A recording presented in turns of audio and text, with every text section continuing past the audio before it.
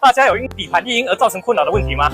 那我们现场也是来自我们抖音的客户，目前有2台车，一台来自麻豆，一台来自美浓。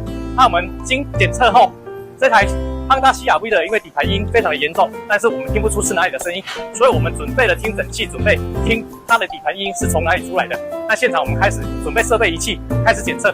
大家跟着远方的介绍来看这台的问题点在哪里。首先我们准备异音听诊器，那现在师傅已经将线路在底盘上面固定。我们针对这几点开始检测。那检查后我们再来测试一下。那我们师傅准备出去测试，那准备机长模式，那透过这些感应线来检测出那问题点。出发！阿力伯招手着。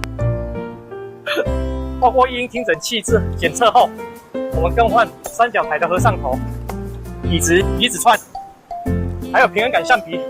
那更换完后，我们再做测试。好了，针对这台 Honda CR-V 的底盘异音，更换三角台合上头后，问题已经改善了，底盘已经没有异音了。那以上的叙述是我们针对这台 Honda CR-V 底盘异音，使用电子听诊器检测以后更换的零件项目。大家看了如果有不懂的地方或是想了解的地方，欢迎底下留言，想了解让远发来告诉你。